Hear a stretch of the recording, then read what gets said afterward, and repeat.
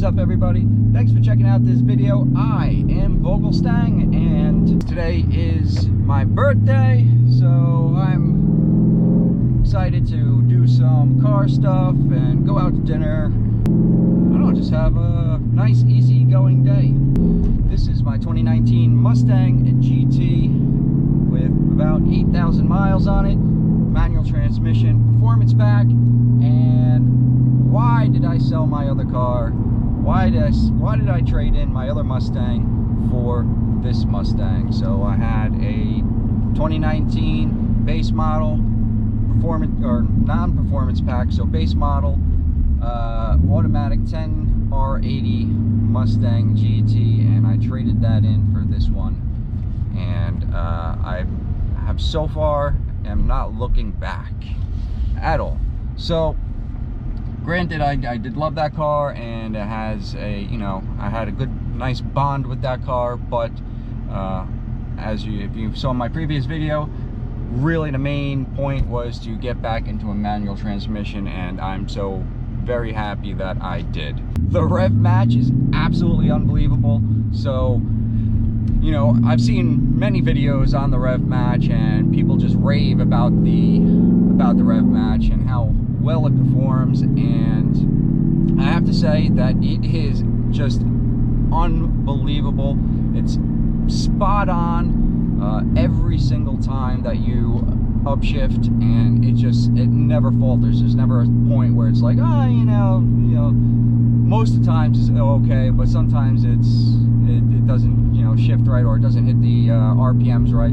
It nails it every single time, and it is just on point. So that alone is like just amazing. I originally, when I first got the car, I said, rev match, I'm turning that off. You know, because I feel, I guess I'm a little bit old school. It's a little bit like a, you know, it's a little bit like a cheat code, and I wasn't really too into the, oh, I'm going to help you drive a manual type of electronics and things like that. So I had turned it off, and you know, like doing my own rev match, it's a little bit, again, still, it's more engaging when you're doing your own rev match, but after a couple days of not having it on, I actually turned it back on and just realized just how amazing it is. I think, here, oh, so nice every single time.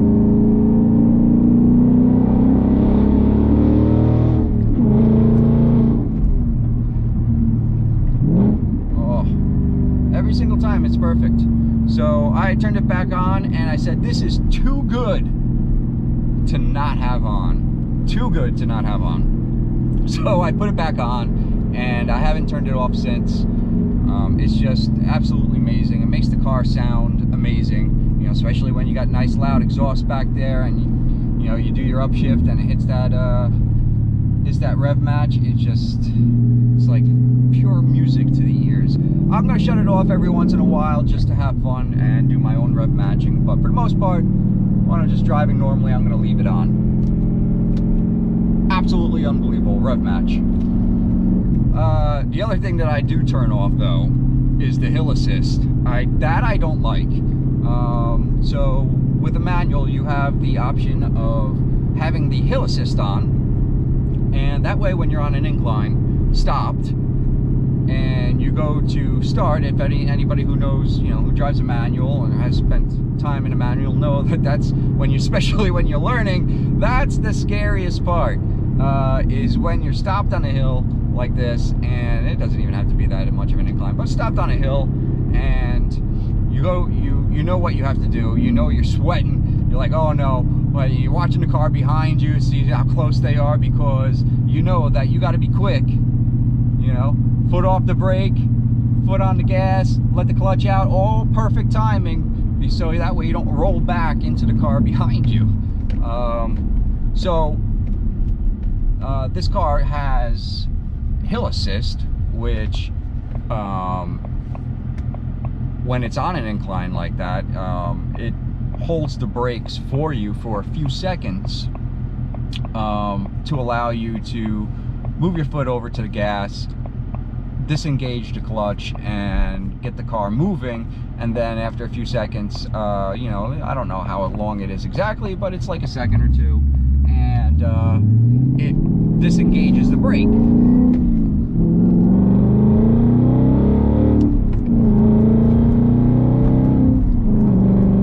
So that I don't like that, because that one I feel is just kind of like, I usually get to the gas and releasing the clutch, and the brake is still kind of like, oh, there's that rev match, and the brake is still kind of like engaged a little bit, so sometimes it feels like it's stopping me from going, and I really don't like it. I'm good enough in a manual where I'm not worried, you know. I mean, I've been driving manuals like all my life, so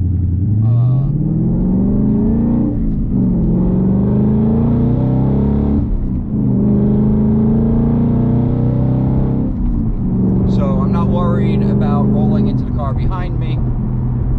So that one I turned off. So the other big reason is that I'm in this car is the performance pack.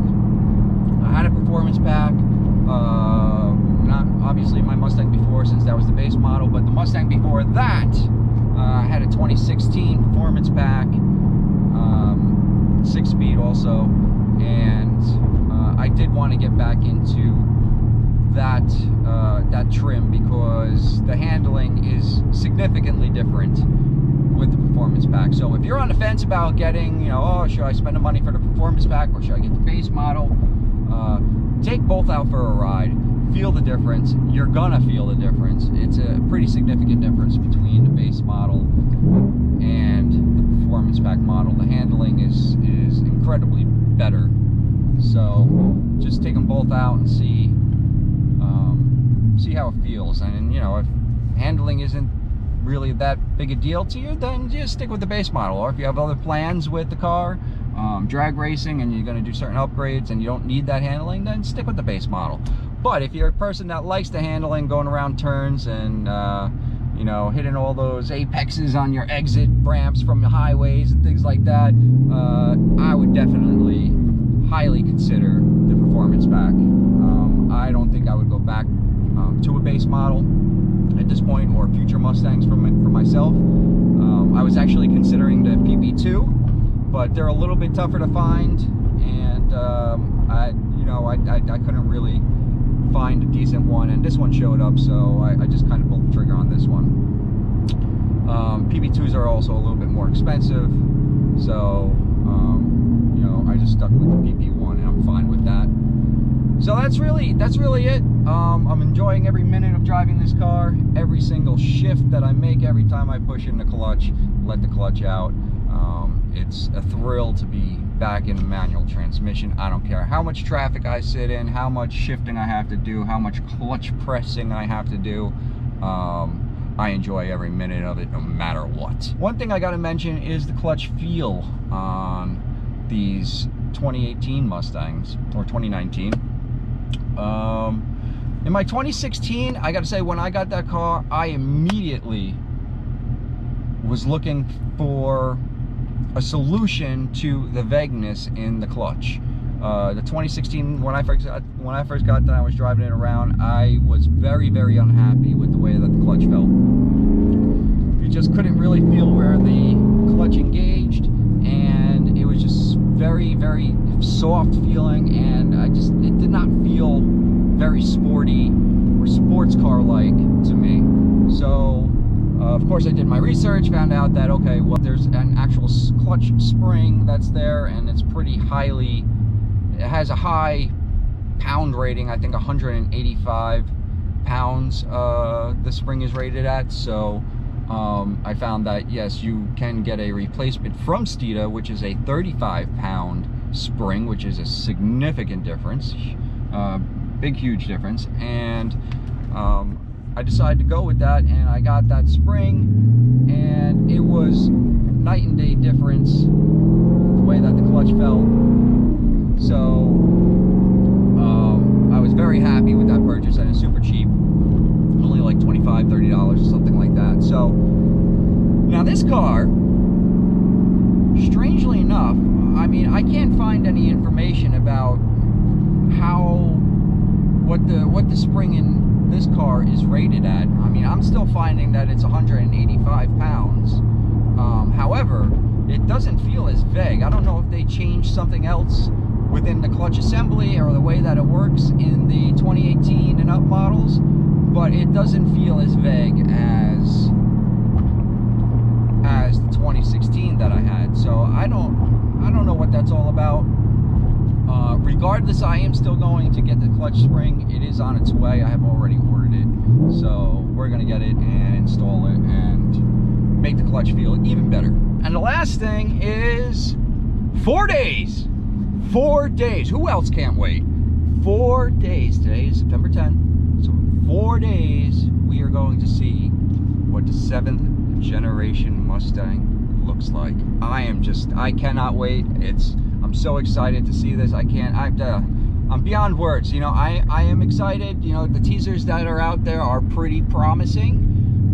There's some areas and aspects that maybe, you know, are like, I don't know if I like that, but we gotta wait to see the whole package, right? So we're getting these little teasers of pieces here, pieces there, all these renderings that are coming out, which some are good, some are maybe not so good.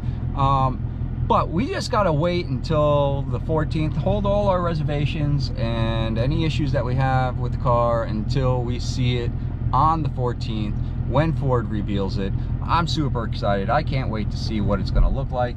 And I don't know. I think we may be putting an order in for one just in case we wanna go that way. So I don't know, we'll see. Hope you guys have a great day, a great weekend, and I'll see you all in the next video. Next videos are probably going to be either installs or I have some footage from Watkins Glen when I drove around there doing some pace laps in the wet weather, which kind of sucked, but it was still a ton of fun to go around Watkins Glen International. Bunch of install videos coming up, so stick around and check them out. And you know what, just if you can, give my videos a thumbs up if you liked any part of it. You don't even have to like the whole thing, even if you liked a minute or 30 seconds or even 10 seconds of the video. Give it a thumbs up, and that would really help me out.